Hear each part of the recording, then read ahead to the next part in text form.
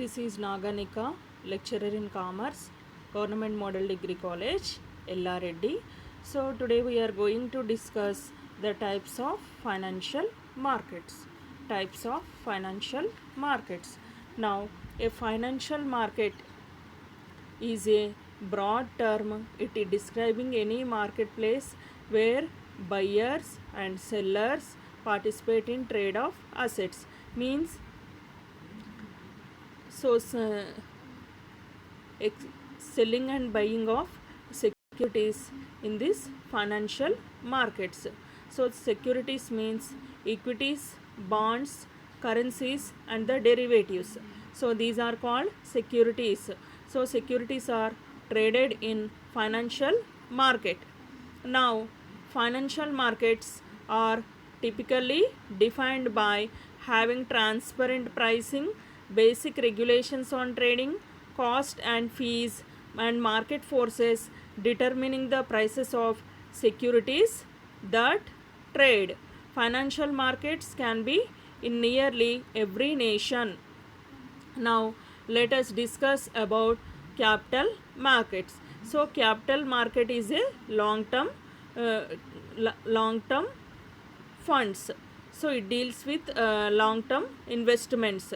A capital market is one in which individuals and institutions trade financial securities. Means individual can trade the securities and institutions can also trade the securities in this capital market. Now organizations and institutions in the public and the private sectors also often sell securities on the capital market in order to raise the funds. Means here these institutions or organizations need the funds to operate their business operations. So this type of market is composed of both primary and the secondary market. Here primary market means securities are directly issued first time to the investors. Secondary market means it is a stock exchange. So the next time securities are listed in stock exchange, after listing, so securities are traded on stock exchange. Any government or corporation requires capital funds to finance its operations and engage in its own long-term investments. So company raises the money through the sale of securities, stocks and bonds in the company name. These are bought and sold in the capital market. The second one is stock market. So stock market is also called as secondary market. Stock markets allow investors to buy and sell the shares in publicly traded companies. Means all securities prices are displayed in the bulletin board of the stock exchange. So all companies, any company should list the securities in the stock exchange. So they are one of the most vital areas of a market economy, as they provide companies with access to capital and investors with a slice of ownership in the company and the potential gains based on the company's future performance. This market can be split into two main sectors, that is first one is primary market, another one is secondary market.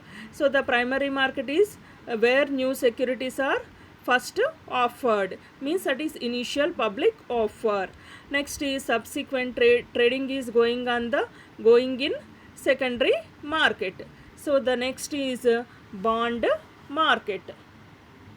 A bond is a debt investment in which an investor loans money to an equity, corporate or governmental, which borrows the funds for a defined period of time at a fixed interest rate. So bonds are issued by the governments and financial institutions.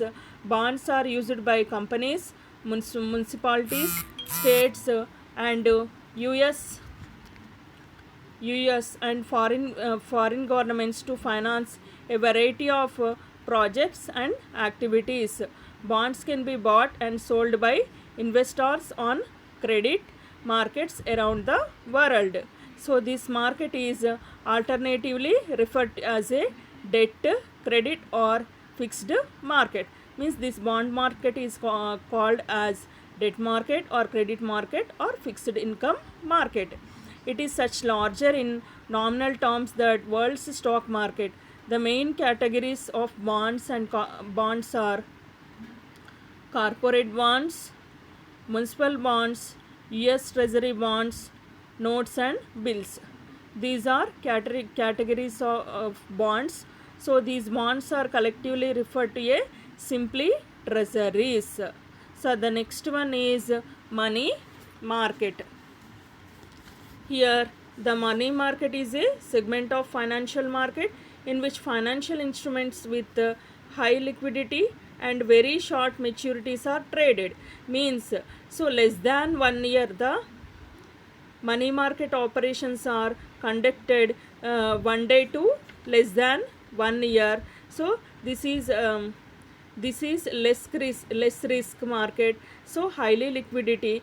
The money market is used by participant as means borrowing and lending in the short term for several days, just 1 year. Means funds are borrowed for a 1 year. So money market is having highly liquidity. Money market securities consist of negotiable certificate of deposit CDs, bankers acceptance, US Treasury bills, commercial paper, municipal notes, federal funds and repurchase agreements, repos.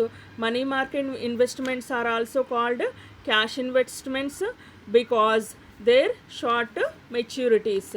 Here the money market is used by wide array of the participants from a company raising money by selling commercial paper into the market to an investor purchasing CDs as safe place to park money in the short term. The money market is typically seen as safe place to put the money due to the highly liquid nature of the securities. Means we can convert the securities very short time, less than 1 year. We can convert the securities into the money because they are extremely conservative. Money market securities offer significantly lower return than most other securities. However, there are risks in the money market that any investor needs to aware of, including the risk of default on securities such as commercial paper. Here the next one is cash or spot market. Investing in the cash or spot market is highly sophisticated with other opportunities for both big losses and the big gains. In the cash market, goods are sold for cash. Means in the cash market, goods are sold for cash and they are delivered, the goods are delivered immediately. So by same token, contracts bought and sold on the spot market are immediately effective. Prices are settled in cash. So all prices are settled in the form of cash at current market prices. This is notably different from other markets in which traders are determined at forward prices. So the cash market is complex and delicate and generally not suitable for inexperienced traders. The cash market tend to be dominated by called institutional market players such as hedge funds, limited partnerships and cooperative investors. Next, the very nature of the products are traded in this cash market. Means immediately the cash is transferred to a particular seller. Next is derivative market. The last one is the next is derivative market. The derivative is named so for reason. It is a value is derived from the underlying asset. So derivative is a underlying asset. So a derivative is a contract, but in this case of the contract price is determined by the market price of the core asset. If that sounds complicated, it's because it is the derivative market adds yet another layer of complexity and is therefore not ideal for inexperienced traders looking to speculate. However, it can be used quite effectively as a part of risk management program. The next financial market is forex and the interbank market. The interbank market is the financial system and trading of the currencies among the banks and financial institutions, excluding retail investors and smaller trading parties, while some interbank trading is performed by banks on the behalf of the large customers. So the forex market is where currencies are traded. So means currencies are exchanged from one country currency to another country currency. It is most liquidable market in the world. The forex is a large market in the world in the terms of total cash value traded, and any person from any country may participate in this market. Next is primary versus secondary market. Next market is primary versus secondary market. A primary market issues the new securities on a stock exchange. Companies, government and other groups obtain financing through debt or equity based securities. Primary markets are also called as new issue market. So they are facilitated by underwriting groups which consist of investment banks that will be set beginning price range from given security and the oversees its sale directly to the investors. Means primary market deals with new securities. So it is companies issue first time the securities to the public. So the primary market where investors have their first chance to participate in the new security issuance. So the first time company issues the securities to the investors. The issuing company or group receives cash proceeds from the sale of securities, which is then used for fund operations or expand the business. The secondary market is where investors purchase securities or assets from other investors rather than from issuing companies themselves. Securities and Exchange Commission register securities prior to their primary issuance. Then they start trading in the secondary market on the New York Stock Exchange, NASDAQ or other venue where the securities have been accepted for the listing and the trading in this market.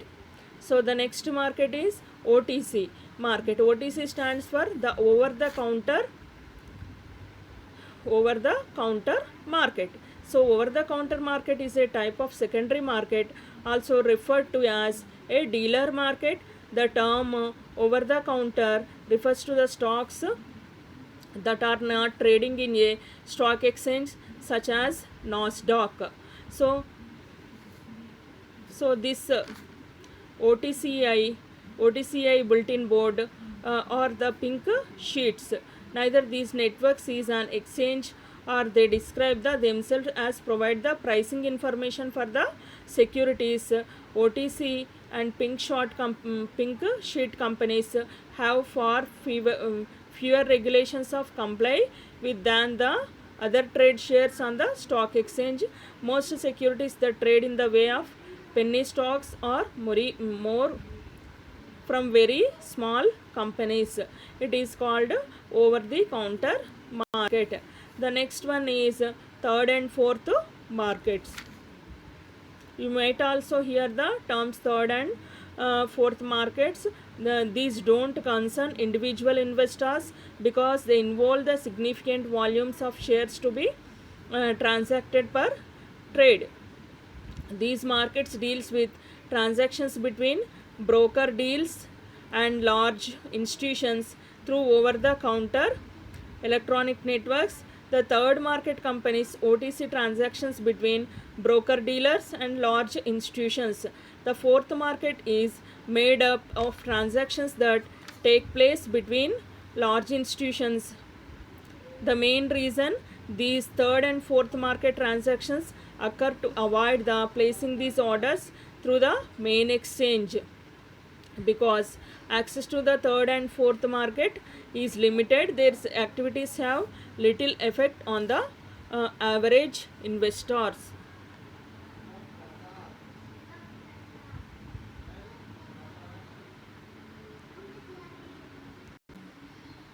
So the next topic we are going to discuss the financial institutions in economic development. Now, the what are the financial institutions? So in India, so Finance Corporation of India, Industrial Finance Corporation of India, National Industrial Development Corporation of India, Industrial Credit and Investment Corporation of India, Industrial Development Bank of India, Unit Trust of India, Life Insurance Corporation of India, State Financial Corporation of India. Now, Industrial Finance Corporation of India. Now first we discuss Industrial Finance Corporation of India. The IFCI was established in 1948 under the IPC Act 1948. So the main objective of the corporation has industrial concern in India. Means the main aim of the IFCI to develop the industries in India. The financial assistance of the corporation is available to limited companies or cooperative societies registered in India, engaged or proposing to engage in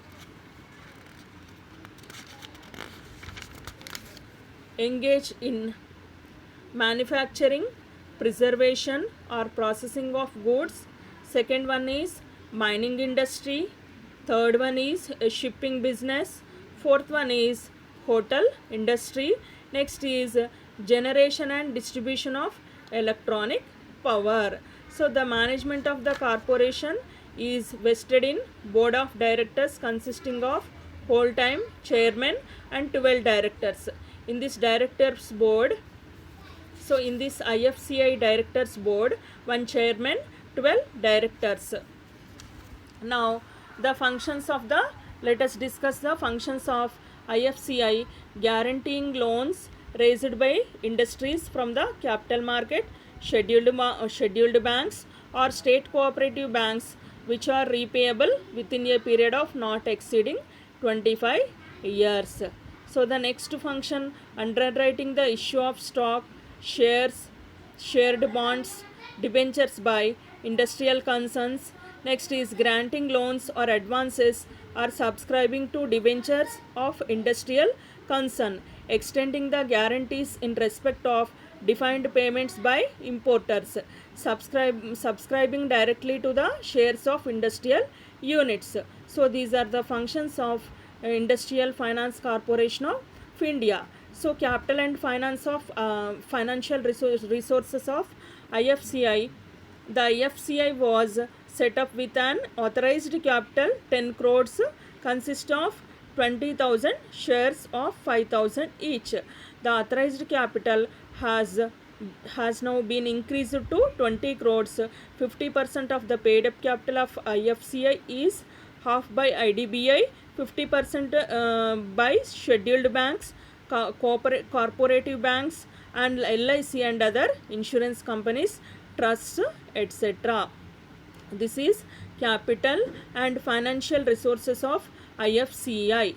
So the next financial institution is National Industrial Development Corporation, NIDC. The NIDC was established by the central government in 1954, which has been regarded as the instrument to achieve a balanced development of industries in the private as well as the public sector. The NIDC plans and formulated the projects for setting up of new industries. So NIDC helps to new industries to develop their projects. So the main objective of the corporation is promotion for industries rather than granting finance. Means So to establish a new company there are many requirements. So the NIDC provides the requirements of new industries. So it can also provide assistance for modernization of industries, and the corporation was set up with the authorized capital of 1 crore, out of which 10 lakhs have been issued and paid up by the government. It can also borrow from the government. The management of NIDC is entrusted to a board of directors consist of total 8 members including its chairman, one managing director, other members are directors. All the appointments are made by the central government. The third financial institution is Industrial Credit and Investment Corporation of India, ICICI. The Industrial Credit and Investment Corporation of India was established in the year 1955 under the Companies Act as public limited company. It is registered under the Companies Act as a public limited company. Any industrial concern may approach ICICI for assistance in financing a sound proposal for establishment, modernization or expansion of the company. So new company or existing company can go for assistance from the ICICI. So in order to promote new industries, to help in expansion and modernization of existing industries, to provide technical and managerial assistance, the ICICI grants long-term loans and medium-term loans, subscribes debentures and shares, and guarantees loans from private finance source. ICICI also provides assistance by way of suppliers credit, equipment leasing, and renders merchant banking services.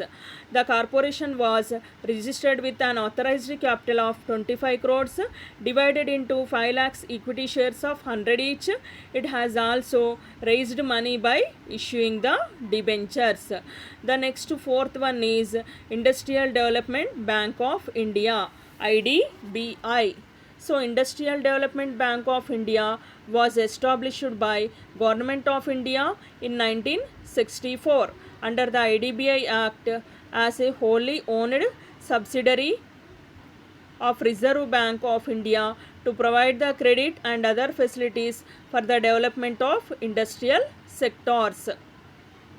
It coordinates the activities of the other financial institutions and banks which provide the term finance to the industries.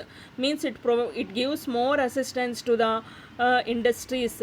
It has also been assigned the responsibility of providing financial and technical assistance for the promotion of certain basic and key industries like pharmaceutical industries, fertilizers, mining and shipping, power generation industries, setting up of the new industrial estates. Means it gives more assistance to these industries.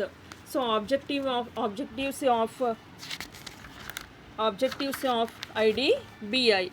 Now it coordinates the activities of other financial institutions and banks etc., which help industries by providing the finance. It promotes the industrial structure of the country by planning, promoting and developing industries. It provides the technical and administrative know-how for expansion of the industry, to undertake investment research, market research, technical and economic studies in connection with industrial development, to finance the projects which are in conformation with national priorities. Next is Unit Trust of India. So it is next financial institution is Unit Trust of India. The Unit Trust of India was set up in 1964 under the Unit Trust Act of 1963. The main objective of the UTI is to encourage and mobilize the saving of companies and to make diversified investment for economic growth of the country. It accumulates the saving of community through the sale of units and invests the finance collected in various types of securities in such a way which may be advantageous to the individuals. The investable funds of UTI are usually invested in preference shares, debentures, or the bonds. The returns on this investment provide main source of income to UTI. The surplus funds for short periods are placed with the commercial banks in car loans. So the management of the UTI is entrusted to Board of Trustees. The chairman of the board and other trustees are appointed by the Reserve Bank of India. One trustee each is nominated by LIC and State Bank of India. Two others selected by the subscribers to the share capital of the trust. The next one is Life Insurance Corporation of India. Next one is Life Insurance Corporation of India. The Life Insurance Corporation of India was established under the Life Insurance Corporation Act 1956, under which the life insurance business was nationalized. So life insurance business was nationalized. The LIC India provides the long term finance to the industry. So LIC provides the long term finance to the industry to develop, to expand their activities. The LIC of India helps in mobilization and investment of individual on a diversified basis. Means it collect the investment from the individuals and they invest in different areas. So it is primarily concerned with promotion of life insurance India business. Means the main objective is life insurance business, the protection of the life of the policy holders. Means LIC protects the interest of the policy holders. So policy holders take the policy to give the to get the security from the LIC. It provides financial assistance for the development of socially desirable sectors such as housing, water supply, electricity and private sector industries. The LIC funds are specified invested according to the investment policy as specified in the LIC Act. The directions of assistance such the about 85% of the discretion of the investment committee. The next financial institution is state financial corporations. The next financial institution is state financial corporations. The government after independence realized the need of creating state financial corporations in each state. Means government established SFCs in each states to catering the requirements of industrial entrepreneurs. So new entrepreneurs need more and more finance from financial institutions. So the SFCs provides the financial assistance to new entrepreneurs. In 1951, Government of India passed the State Financial Corporation Act. The act empowered the state governments to establish separate state financial corporation in their respective states. Means any state can establish SFC in their states. These were established to meet the requirements of medium and small scale industrial sectors. Means these are for medium and the small scale industrial sector. SFCs provides the financial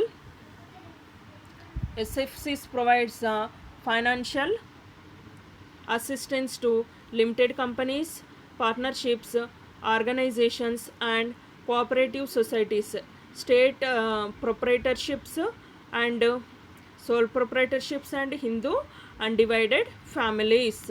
So that following types of industrial enterprises are eligible to get the assistance from the SFCI. The first one is units manufacturing, processing or doing preservation of goods. Next is generation and distribution of power, hotels, mining, transport of goods or passengers by road, air and water, fishing, repair, maintenance, testing and servicing of machinery of vehicles. these enterprises are eligible to get the assistance from the state financial industries. Thank you very much. Thank you all.